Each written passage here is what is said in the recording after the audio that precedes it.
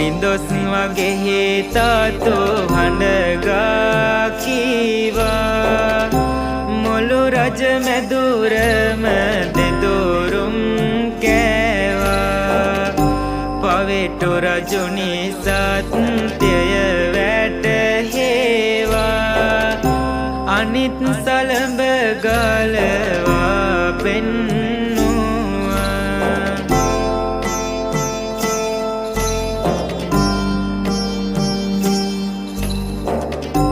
අගහිඟ කම්